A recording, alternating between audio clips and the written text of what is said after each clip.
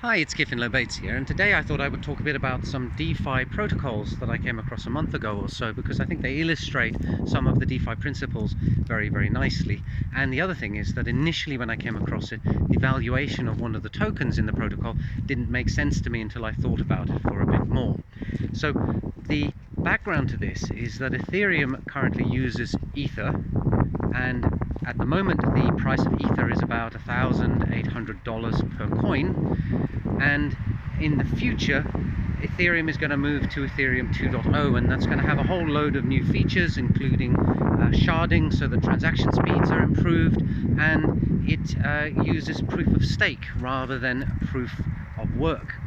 And you can already take your existing Ether and convert it to Ether 2, which is the new gas fee cryptocurrency that Ethereum 2 is going to use for you to pay for deploying your smart contracts and submitting transactions to the network.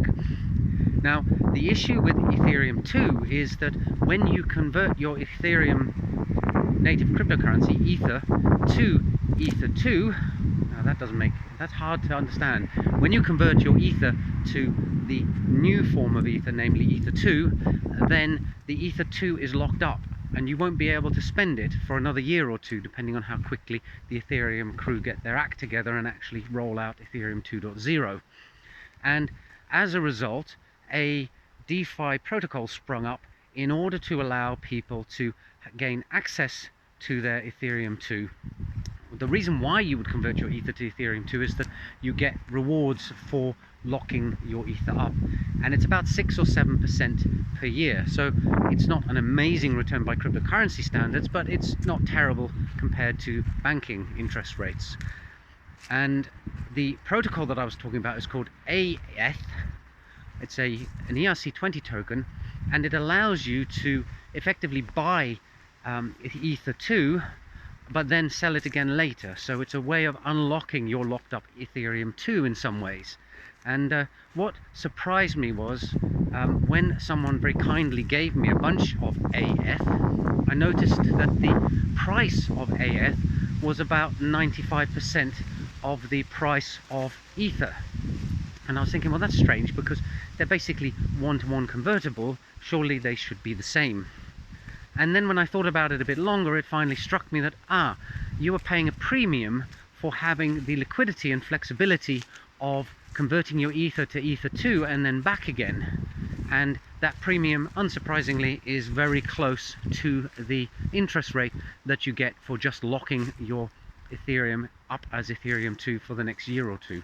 So it's just below the 6 or 7% mark. It's about 5%.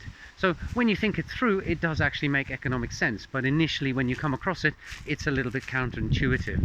So in any case, this is a neat example of the kind of things that DeFi can do. You have an asset, Ethereum 2 or Ether 2, which you can't use, so a DeFi protocol springs up in order to fill a need, which is the ability to buy F2 and then sell it on later without actually being able to sell it on, because of course if you currently go and convert your Ether to Ether 2, you can't sell it on. And as is always the case, economics swings into play. There's a market stabilization, and the price settles at something that, when you actually think about it, is rational, namely just above the interest, just below the interest rate that you would get if you took the plunge and locked your funds up permanently.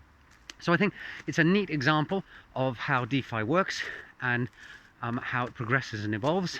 I hope you found it interesting and that you actually understood it, and I'll see you in the next video soon. Bye for now.